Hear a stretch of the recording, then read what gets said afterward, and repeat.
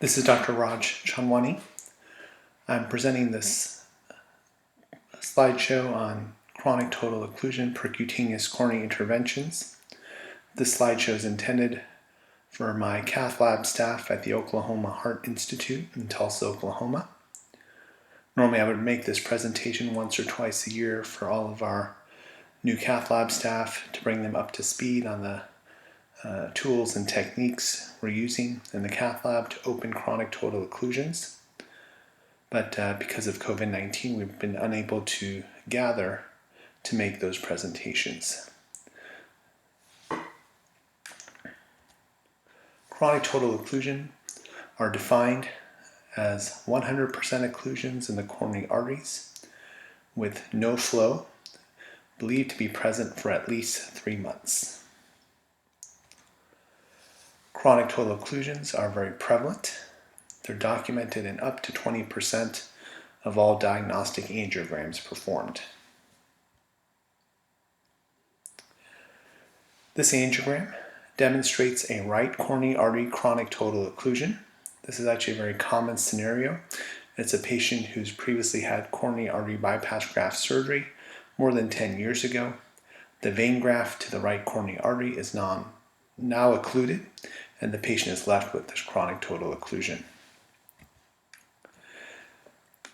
When performing dual guide catheter angiography, one can see the distal segments of the right coronary artery are perfused via this complex arcade of collateral flow. Therefore, the distal vessel is receiving enough coronary blood flow to prevent infarction, but it's not receiving normal blood flow, so the patient is left experiencing symptoms of chest pain or shortness of breath as a result of that part of the heart being very ischemic. Chronic total occlusion percutaneous coronary intervention can have numerous benefits. Those benefits can include reducing anginal symptoms such as chest pain and/or shortness of breath. Percutaneous coronary intervention can reduce the need for coronary artery bypass graft surgery. It may decrease the need for the use of anti-anginal medications. Most patients nowadays would like to avoid taking too many medications due to side effects and/or cost. CTO PCI may reduce mortality. There are studies suggesting that when comparing patients who've had successful CTO PCI to those who have had unsuccessful CTO PCI, survival rates may be improved. CTO PCI may improve left ventricular function, especially in patients who are proven to have viable myocardium before revascularization is performed. CTO PCI may reduce the risk of ischemic arrhythmias, such as polymorphic ventricular tachycardia. And CTO PCI can improve the tolerance for acute coronary syndromes that may occur in the future. It's not uncommon for a patient with a chronic total occlusion who presents with an acute coronary syndrome in another artery, which is actually a source of collateral flow for the chronic total occlusion, for those patients to become much sicker than patients would otherwise become with a acute coronary syndrome. We describe this phenomenon as double jeopardy in the CTO literature. Years ago, we did not have great ways to open chronic total occlusions consistently. However, in 2012, a group of advanced CTO operators got together and put together this algorithm to come up with a universal solution to open chronic total occlusions. It incorporates both antegrade and retrograde techniques. Based on the patient's coronary anatomy, operators can select the most appropriate strategy. The first step of utilizing the hybrid algorithm is to perform dual catheter angiography. Then the chronic total occlusion anatomy can be adequately studied. Things we're focusing in on would include the proximal cap morphology, that is to say whether it's ambiguous or not. We then want to look at the distal target vessel. Is it a big, healthy distal target vessel, or is it small and diffusely diseased? Does it involve a bifurcation? Then we want to study whether or not the collaterals appear suitable for interventional techniques. That is to say, can we cross them with a guide wire, and are they large enough for a microcatheter to cross them as well? If the answer to these three anatomic characteristics is yes, it would actually favor a retrograde approach as the primary strategy to cross the chronic total occlusion. On the other hand, if the patient's cap is non-ambiguous, there's a healthy distal target, that would favor an antegrade approach in such a case. The next thing we'd want to look at is the length of the chronic total occlusion. If it's short, and we define that as less than 20 millimeters in length, that would favor old-fashioned antegrade wiring techniques. On the other hand, if the chronic total occlusion length is long, and more than 20 millimeters by definition, that would favor antegrade dissection reentry techniques. If we are going retrograde, it's a similar strategy as well. True lumen wiring would be most useful for a short chronic total occlusion, or retrograde dissection reentry techniques would be most suitable for long chronic total occlusions. Originally, when the hybrid algorithm came out back in 2012, to be totally honest, I was skeptical. We didn't have any data to support its use. I found it interesting, but not necessarily something I wanted to jump into wholeheartedly. However, in 2014, this paper was published showing the potential benefits of applying the hybrid CTO algorithm. It was quite remarkable. They showed a technical success rate of 91.5% in very complex chronic total occlusions. When we're performing chronic total occlusion percutaneous coronary intervention, one of the greatest concerns of those procedures is coronary perforation, which can lead to cardiac tamponade. In this case series, the incidence of cardiac tamponade was only 0.4%. I would say that this case series limited the success rates of just a few operators. In 2016, we had this procedure published, which expanded the number of operators to 20 to 30 operators, a much larger number of patients, 1,214. And they were able to achieve success in 86% of cases initially by applying the CTO algorithm. If there was a failure, many patients were brought back, and the overall success rate by applying the CTO algorithm was up to 89%. Very consistent success rates despite a larger number of operators by applying the hybrid CTO algorithm. This is what made me very excited about these new techniques. With the advent of chronic total occlusion percutaneous coronary interventions, a whole new CTO vocabulary has been introduced, and I think it's important to go over that vocabulary for all of you. I find when I describe some of the techniques that we're using on these procedures, some of my colleagues who are interventional cardiologists really don't understand exactly what we're talking about. I'll often get a phone call saying, "Oh, good job on that CTO. I just read your report. It looks like English, but I don't know what you're saying." So this vocabulary list will hopefully help all of you better understand some of the techniques and tools involved. Dual guide catheter technique.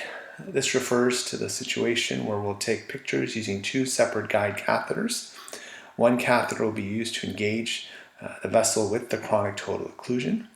A second catheter is used to engage the other vessel, which provides collateral flow beyond the chronic total occlusion. This way, even if we're working antegrade, we can take some pictures from the other catheter, see what the distal vessel looks like so we know what we're aiming for. Also, by using a dual guide catheter technique, if the situation comes up where we need to go retrograde, we're all set up with our gear in place and we can efficiently move to a retrograde approach if necessary.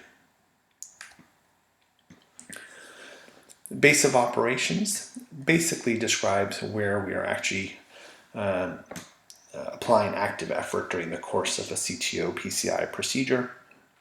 This may involve the proximal cap within the body of the CTO, the distal cap, etc. Antegrade wire escalation. This is the most widely used approach to cross chronic total occlusions. It's still the foundation upon which all other CTO PCI techniques are built. Also, it's still most appropriate for CTOs less than 20 millimeters in length, so it's used very often despite the advanced techniques that we now have. Originally, when the hybrid algorithm was developed, part of the goal of the algorithm was to minimize the number of wires that a cath lab needed to have available. So there were 3 foundational wires that were being used using the antegrade wire escalation. The Fielder XT, which is a tapered tip polymer jacketed wire, would often be the first choice used. Then if the Fielder XT does not work, if we know the course of the vessel and it's a short CTO, we'd probably use a stiff tapered wire like a Confianza Pro 12. And if not, we would switch to a stiff polymer jacketed wire such as the Pilot 200. I should point out that as the years have gone by, more companies have tried to get involved with the CTO space and make subtle advances with the wires that we have. So we now have a broader range of choices of the wires that we can use, but still they fall under these basic 3 categories. For example, the Fielder XT can often be interchanged with a Bandit wire. Confianza Pro 12 may be interchanged with a Hornet 14 or perhaps a Warrior wire. Pilot 200 might be interchanged with a Mongo wire or a Raider wire. But all of these wires are very similar in their properties to the 3 original wires that were originally written about in the CTO algorithm. Antegrade dissection reentry. This has emerged as the safest and most efficient approach for crossing long chronic total occlusions, that's say more than 20 millimeters in length. It takes advantage of the distensibility of the subintimal space. In the past, distal true lumen reentry was challenging. However, we now have dedicated equipment that has facilitated the reentry approach. A knuckle wire is when we take a hydrophilic wire such as a Pilot 200 or a Fielder XT or some wires in that category, and we'll put this umbrella tipped curve on the wire. We'll do this often if we're in the subintimal space because a knuckle wire is it's a much safer technique to advance through the subintimal space than the tip of a straight wire, especially if it's a stiff wire. So this is often a way to make progress in the subintimal space safely. The crossboss catheter is another way to make progress in the subintimal space. This is just a blunt-tipped catheter that we can spin using what's called a fast spin technique. And often that will enable us to make progress past the CTO in the subintimal space. STAR. This refers to subintimal tracking and reentry. This was the original antegrade dissection reentry technique that was described by Dr. Antonio Colombo in Italy. The subintimal space is crossed using a knuckle wire that's advanced as distally as necessary until it will spontaneously re-enter into the distal true lumen. Often this would occur at a bifurcation point. For example, if we were trying to cross a right coronary artery chronic total occlusion in the subintimal space, often when you get to the bifurcation of the posterior descending and posterior lateral arteries, the wire will just luckily pop into the true lumen of one of the branches. Often the other branch would be lost in such procedures. Last, or mini star, refers to limited antegrade subintimal tracking. It's similar to star, but in this case the operator will attempt to re-enter into the true lumen just distal to the CTO using a stiff guide wire such as a Confianza Pro 12 with a 90-degree angle placed on the tip. It's just a way to limit the amount of dissection that's present and hopefully preserve the bifurcation, for example, of the posterior lateral and posterior descending coronary arteries.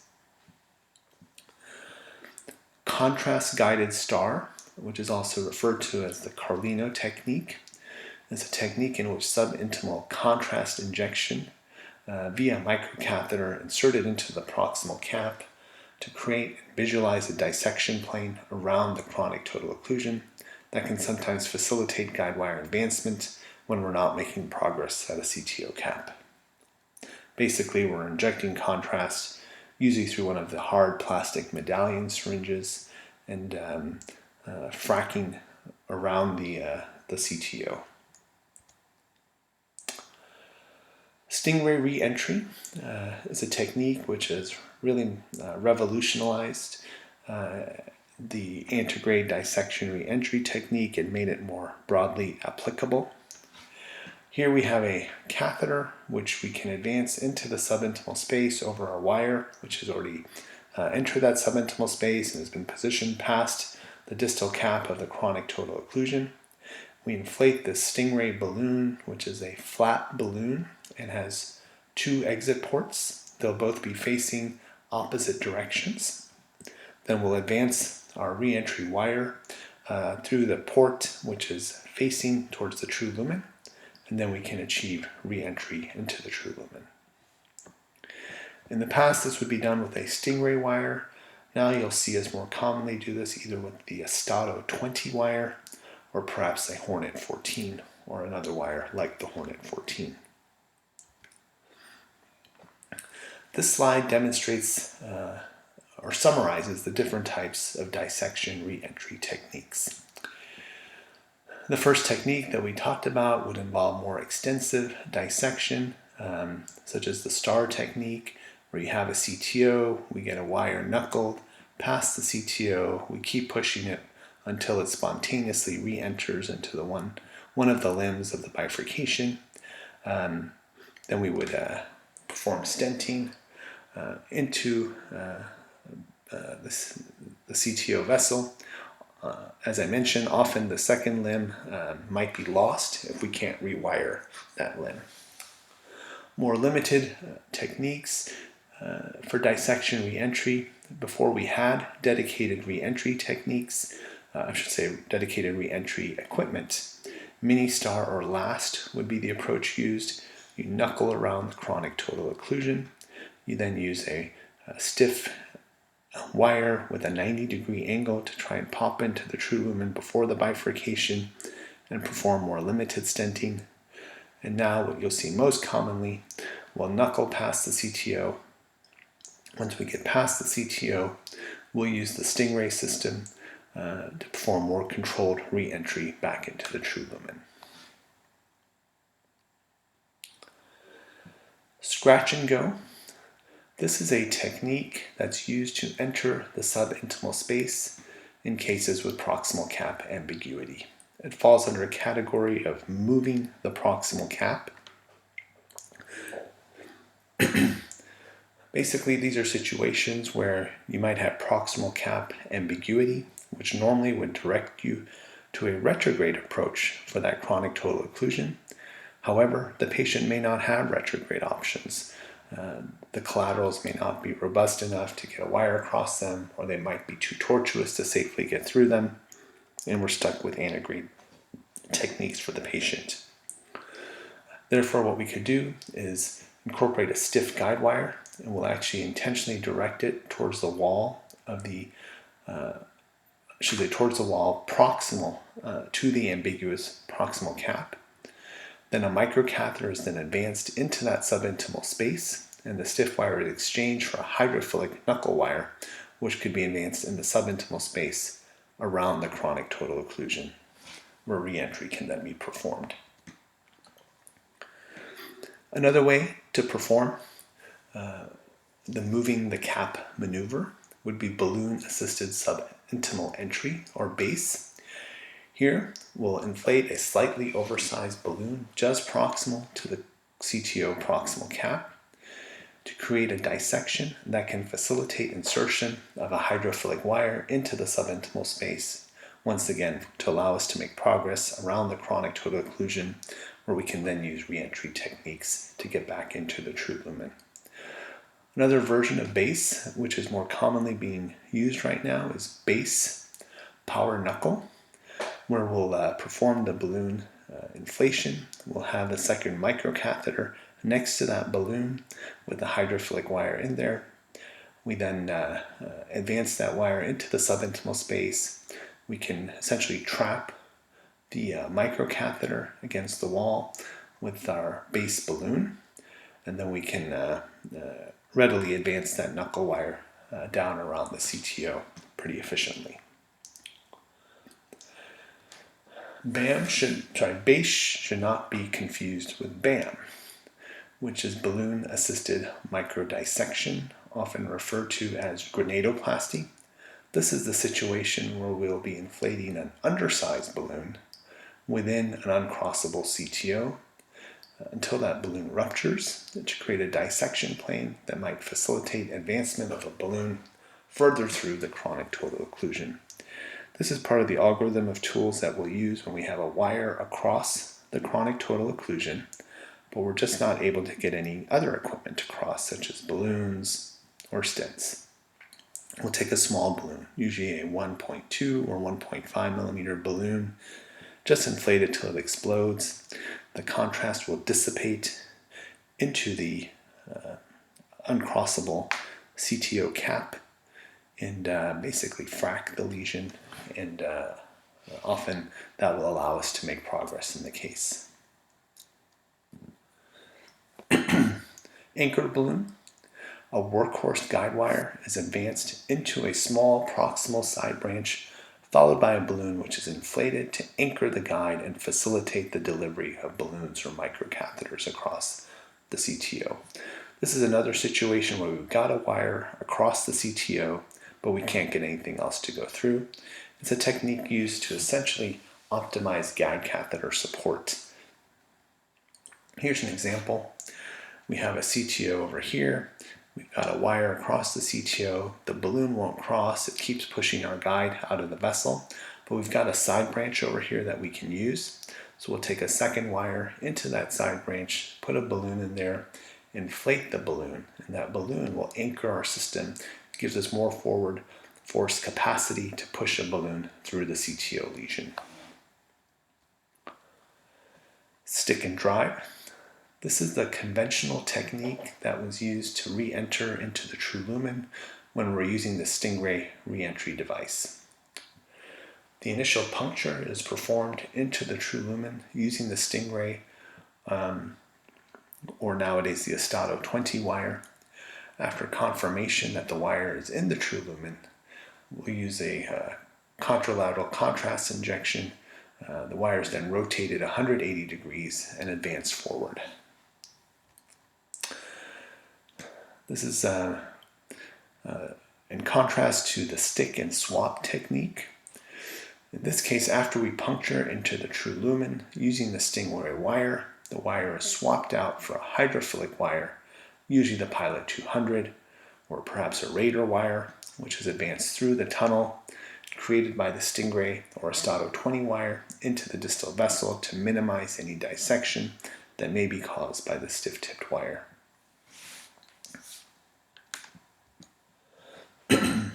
Here's an example of a stick and swap. So we've got we're past the CTO over here. We've got our Stingray device. We have a lot of disease and plaque in the distal vessel beyond the CTO.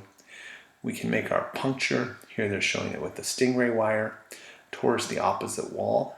We'll then efficiently remove our Stingray wire, replace it with a Pilot 200 wire, which can more easily be advanced through that diseased distal vessel. The Stingray wire, which is very stiff, would probably dissect that distal vessel. This is a way to minimize distal stenting beyond the diseased portion. Straw, which refers to subintimal transcatheter withdrawal. This is when we aspirate some of the subintimal hematoma that can develop during antegrade dissection and re-entry.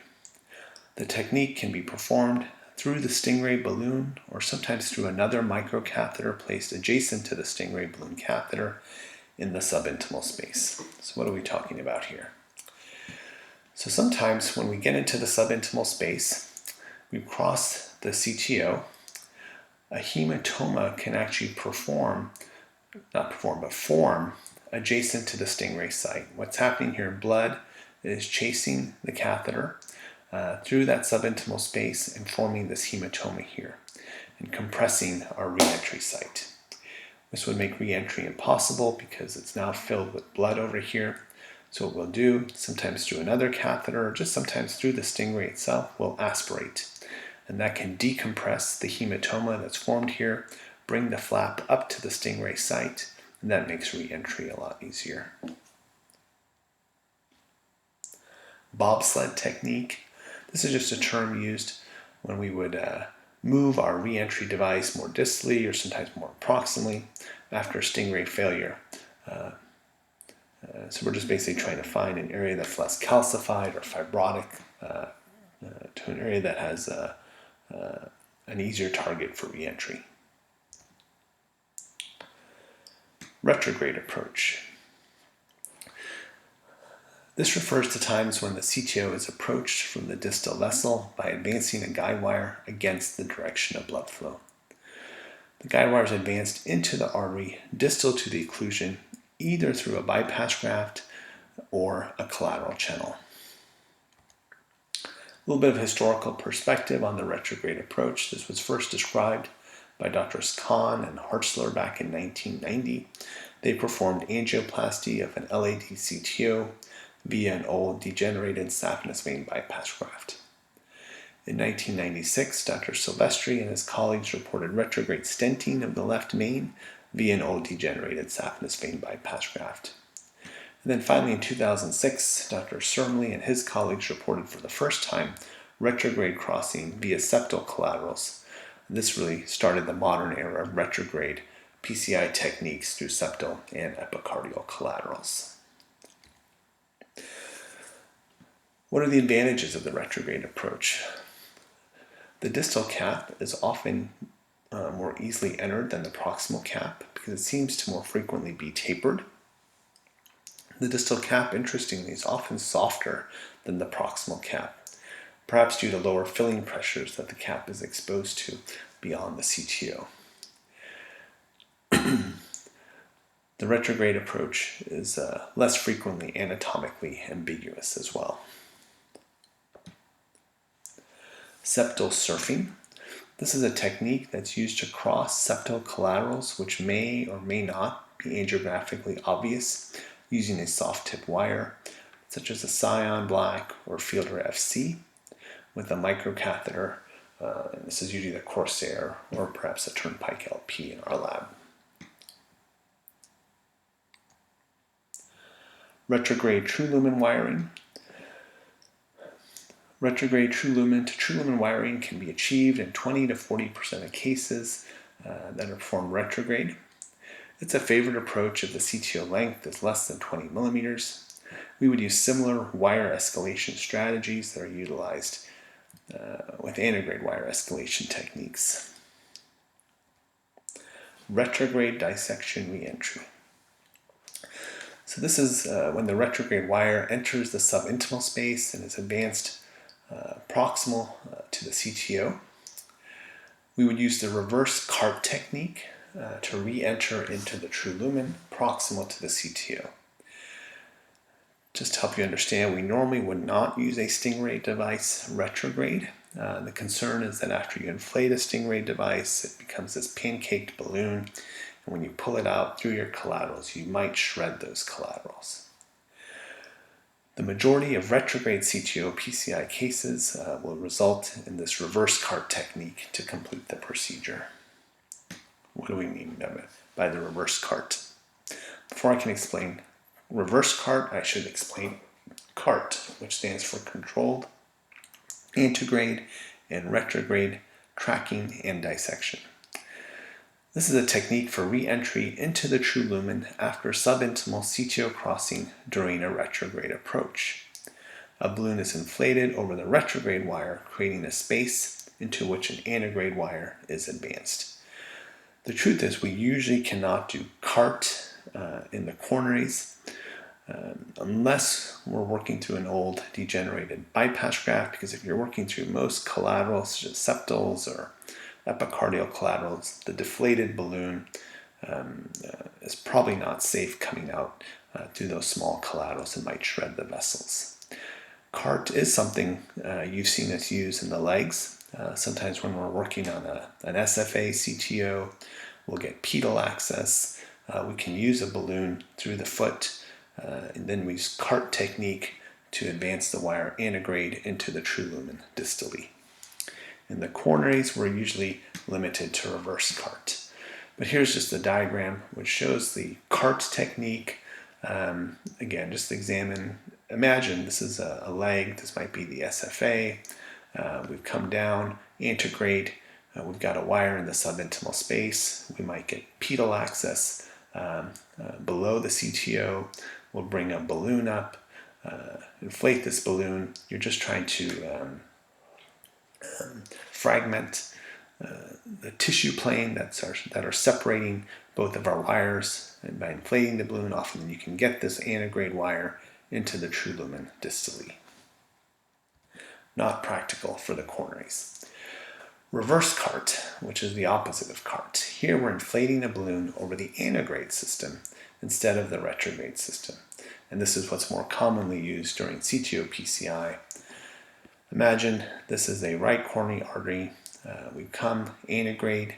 We're in the subintimal space. We weren't able to complete the procedure, or the procedure has other attributes that favor a retrograde approach. Perhaps we've come down through some septal collaterals. We have a wire coming up, but it's in the subintimal space. We'll inflate this balloon, try to fracture the tissue plane that's separating the two wires. Then we get this wire into that true lumen and then up towards the guide catheter so that we can complete the procedure. Stent reverse cart, something we don't use a whole lot anymore, but what would happen sometimes, you'd be performing reverse cart and you're inflating the balloon, but then the tissue just keeps recoiling and shutting down the door, so you just can't get your wire in. So in the early days, sometimes people would deploy a stent there, scaffold open that area, making a nice big target for the wire to come back. Nowadays, what we would use most commonly is guideliner reverse cart. We'll inflate our balloon, try to bring our guideliner into the mid portion of the vessel, which often is an easier target than the guide catheter itself, to get the wire into. So here's an example, an image showing reverse cart with the guideliner. So we've got our system, we've crossed the septals, we're retrograde, we're in the body of the CTO, we got our guideliner advanced into the body of the mid portion of the vessel. We just got to get the retrograde wire into the guideliner, which then will easily go up into the guide and allow us to complete the case. Wire externalization. So after the retrograde wire crosses the CTO and is in the true proximal lumen, it has to be advanced into the antegrade guide catheter, followed by the retrograde microcatheter. Therefore, once we get the microcatheter into the antegrade guide, we can exchange for a longer wire, which can be externalized. In our lab, this will usually be the R350 wire, which is 350 centimeters long and can be externalized, and then we can floss the heart. The longer retrograde wire is advanced until it exits the antegrade guide proximal hub, so it can be secured. This allows us to perform the PCI antegrade over the retrograde wire. Trapping. This is the technique where we're inflating a balloon in the antegrade guide adjacent to a wire to fix the wire in place while moving equipment over that wire. We can use this in two different ways. If we've crossed the CTO retrograde, we can use that to fix the retrograde wire in place, which will allow us to advance the retrograde microcatheter into the antegrade guide and allowing exchanging of the wire for a longer wire, such as an R350, for externalization. And nowadays we'll also use trapping to pin our antegrade wire during all exchanges of over-the-wire equipment to help reduce fluoroscopy times. And as most of you who've worked with me know, nowadays a lot of our trapping will occur using a trap liner, which integrates a guide liner and a trapping balloon in one system. However, before we had the trap liner, the way this would be performed, here's an example of a microcatheter across the CTO, and a guide wire is exchanged out for a workhorse wire. And now we want to bring that microcatheter above a balloon, which is in the proximal portion of the guide, to trap the wire, and then we can rapidly pull out the microcatheter by trapping the wire in place. Ping pong technique. So this is describing alternating engagement of the target vessel with two different guide catheters. Where we would use this in the CTO PCI when utilizing a retrograde approach to cross a CTO via an ipsilateral collateral. A second ipsilateral guide is beneficial for trapping and externalizing the guide wire, because if the retrograde wire is inserted into the antegrade guide catheter, equipment delivery would be more difficult through the same guide catheter. Essentially, this might be a situation where we have a circumflex CTO. All of the collaterals come off of the left anterior descending coronary artery, but we have to cross the CTO retrograde. And essentially what we're saying here is we cross it retrograde. If we try to go antegrade and retrograde on one guide catheter, all of our equipment probably won't fit. So we'll ping pong a second antegrade guide catheter, a second guide catheter into the left coronary artery, so that our retrograde equipment could be inserted into the second guide catheter. That way we have enough room to work. Just marker technique. This is a situation where a retrograde wire is advanced to the distal cap and acts as a marker within the distal true lumen to act as a target for the antegrade wire. The technique can be especially useful in patients with renal insufficiency whose anatomy is favorable for anterior wire escalation or antegrade dissection and re-entry approaches. I'm going to show you guys an example of this in a case in a few minutes. Dancing wires, this is observation that antegrade and retrograde wires move synchronously in the same direction when they're both traveling along the course of a CTO. In contrast, if one wire has exited the course of the CTO, the wires will move asynchronously in different directions. I'll show you an example of this as well in a few moments. Kissing wires is when we manipulate both the antegrade and retrograde wires in the CTO until the wires meet. The antegrade wire is then advanced through the channel created by the retrograde wire into the true distal lumen. You'll see an advantage shortly. So let's move on to some cases just to illustrate some of the terms that we just described with our long vocabulary discussion. So here's an antegrade dissection re-entry CTO case. This is a right coronary artery chronic total occlusion. It actually looks like a short segment chronic total occlusion. It's hard to understand all of the distal anatomy with just a single guide catheter angiogram. So as we talked about earlier, we'll usually use dual guide catheters to help us better understand the anatomy. So here you see the right coronary artery chronic total occlusion. It actually looks like a short chronic total occlusion, less than 20 millimeters. At first glance, it looks like the proximal cap is tapered. We do see nice filling of the distal vessel. So using the hybrid algorithm, our primary crossing strategy would actually be antegrade wire escalation techniques. That's exactly what we did. We thought we were making progress with our antegrade system, but as you can see with this angiogram, it's pretty clear that although our wire has crossed the length of the chronic total occlusion, we're actually not in the true lumen distally, we're adjacent to the true lumen. So we're in the subintimal space. So one option here would be to pull the wire back and see if we can rewire into the true lumen. Another option might be what's called parallel wiring, which is a technique which has lost favor by many operators. Honestly, in my hands, recently parallel wiring has regained some favor in some situations. But in this case, what we decided to do was to go with antegrade dissection and re-entry.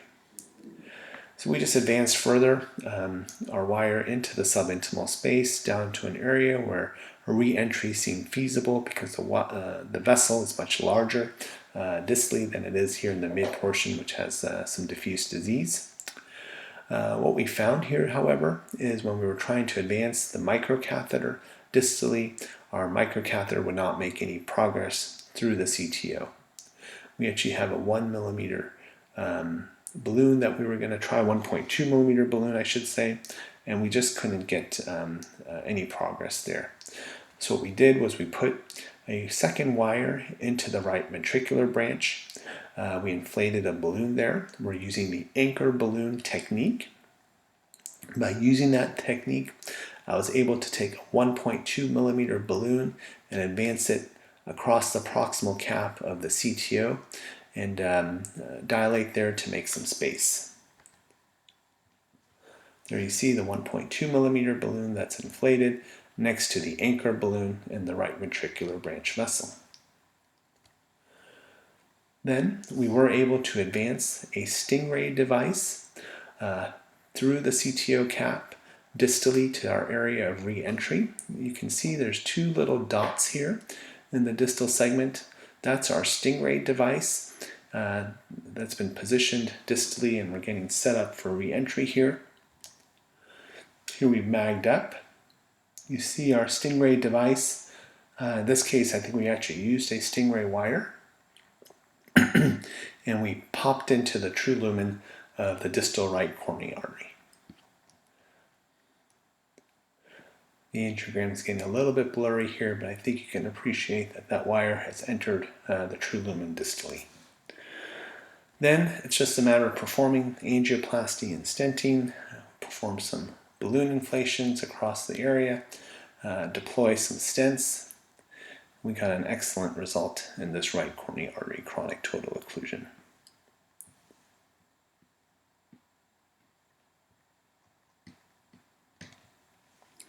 Next is an example of a retrograde case.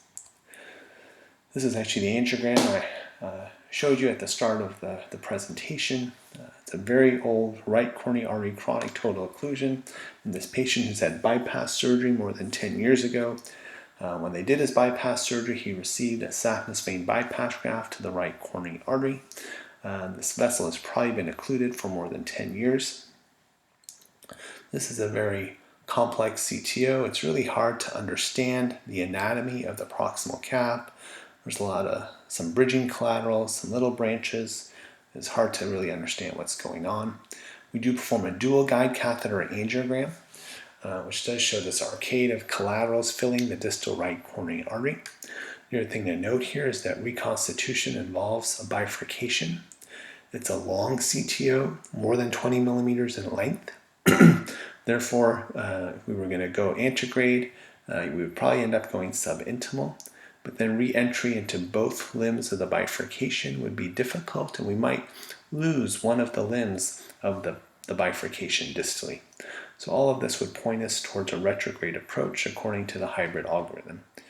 So we take a RAO projection. Here we're mapping the septal collaterals that feed the distal right coronary artery. And we're able to take a scion wire, and we were able to cross some of the septals. Here we have a Turnpike LP microcatheter. Here we are across the septals. We've got our wire that's come up the PDA.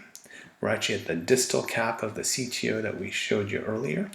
Where it was right at the bifurcation, our wire has actually turned into the right posterolateral artery. And right here is where the distal cap of that CTO is.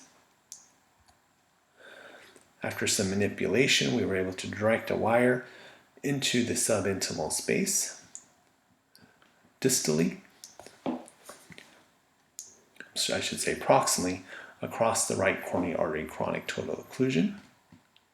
Because we're in the subintimal space, we need to achieve re-entry, and our goal is to do this using the reverse cart technique. So we have an antegrade balloon that we're inflating here. There's a tissue plane that's separating our retrograde wire from the true lumen of the right coronary artery proximally. We're trying to fragment that tissue plane with this balloon. By doing so, you can see we're able to wire into the guide catheter. You see the wire going up the guide catheter. Then we had trapped that wire with the balloon in the guide, and then we were able to get our microcatheter into the guide catheter itself. By doing so, we can exchange out the wire that we were using to cross the chronic total occlusion retrograde and exchange out for a longer wire. In our case, we use a R350 wire, which is 350 centimeters long and can be externalized. So the wire enters the body through the retrograde system and then exits through the antegrade system. Then we're just performing angioplasty and stenting antegrade over the wire which crossed retrograde. Just performing some balloon inflations to predilate. Then we deployed some stents. We got an excellent result in this very long right coronary artery chronic total occlusion. I think this is an example of a case which prior to the hybrid algorithm, I would not even know how to approach to try and come up with a strategy to restore flow in the patient. But this is an excellent result in a very long, old chronic total occlusion. The next case is what I'll call a hybrid case. What I mean by that, all of these are hybrid cases, but we talked about the details of the hybrid algorithm and how it directs you towards your primary strategy. But at the foundation of the hybrid algorithm is the philosophy that the operator needs to be willing to switch strategies. Often in these difficult CTO cases, the first strategy won't work. So you actually go into the case with a first strategy, a second strategy, a third strategy. You need to be willing to switch strategies in the middle of the case if you're not making progress. And sometimes you need to be willing to adapt your strategies. That is to say, what you wrote down on paper initially as your approach may not actually be what you do, because you just have to react to what's happening during the case. So here's an example of another right coronary artery chronic total occlusion. Here we're already taking the dual guide catheter angiogram. Originally, when I looked at this angiogram, I had convinced myself that the proximal cap was not ambiguous. I thought I could imagine it coming around here, and right over there was the proximal cap of the CTO. So we tried to go antegrade initially, and we did that, and then we thought we were making some progress. We take this picture here, and you can tell that it's hard to tell, but there's faint filling of the distal right coronary artery above where our wire is right now. So our wire is probably in a small branch vessel, might have gone into a subintimal space and possibly even exited the artery. Essentially, we're lost antegrade. So we needed to switch strategies. And we took an RAO projection of the left coronary artery. We're mapping the septal perforators. And then we took a wire, and we were actually able to cross the septal perforators using the septal surfing technique. And we've got a wire across the septals, and it's in the distal segment of the right coronary artery. What happened in this case, though, after you've crossed retrograde, you need to get the microcatheter through the collaterals as well, so that you can complete a case retrograde. If you can't get through those collaterals with your microcatheter, you're not going to be able to finish the procedure using retrograde approaches. In this case, we were stuck. We couldn't make any progress. And although there are some algorithms inside the algorithm that we can use to try and make progress with the microcatheter, before going to those steps, I decided to use what's called the just marker technique. So I've got a wire, it's crossed the collaterals, I know it's in the distal true lumen of the vessel, so I'm going to start aiming for that wire and try to sort out where I got lost here. And you can see here that these wires are dancing asynchronously. They're not moving together. So that means this wire is off course. So we need to redirect it. We were trying to do that, and then it was off course some more. Again, you can see this wire and this wire, they're not dancing together. They're dancing asynchronously. We redirected, and now we're starting to make good progress. Both of these wires are dancing together. So now I know my antegrade system is going in the right direction towards my just marker wire. We made some more progress. The wires are kissing. A few drinks later, score. The antegrade wire has gone through the cap of the CTO. The tip of my antegrade wire is over here in the distal segment of the right coronary artery. Looks like it's actually entered the right posterior descending coronary artery. So now we can finish the case, we thought. However, we were unable to make progress with our balloon over the antegrade wire. We tried an anchor balloon, but that did not work. It did not provide us with enough support to complete the procedure. So then we put a wire in the branch, and we actually did what's called a stent anchor. We have a wire next to our antegrade wire, which has crossed the CTO distally. We've got that distal wire way down here in the PDA now. We're going to deploy a stent next to the wire, and that's going to anchor our system and hopefully provide us with enough support to push through our other equipment such as balloons so we can dilate the lesion. And that did work for us. So now we have our wire in the RV branch. Over that wire there's a stent. That stent is actually stenting the antegrade system.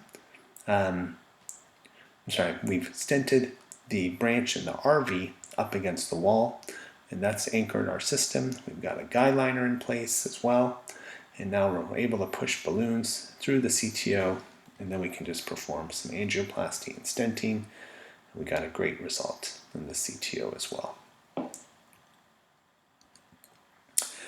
In conclusion, coronary CTOs have a high prevalence. Remember, they're found in 1 of every 5 angiograms that are performed. Successful CTO PCI has numerous benefits, such as reducing angina, reducing need for medications, reducing the need for CABG, improving systolic function, and possibly reducing mortality. The hybrid CTO algorithm integrates antegrade and retrograde CTO techniques to optimize patient safety and improve procedural success rates. Recently published data appear to confirm that the hybrid CTO algorithm will continue to improve the outcomes for patients with coronary artery disease who have a CTO that may have previously been declared irreparable. I think it's important, given the advances that have been made in this field, that if you have patients who are suffering with angina and previously were told that medical management was their only option, they may have been told that by doctors at another hospital. They may have been told that by some of my partners who are interventionalists here. They may have been told that by myself years ago, that there's nothing that can be done. I think if those patients are suffering with symptoms, they deserve a second look, given the advances we've made with CTO PCI. Thank you for your attention.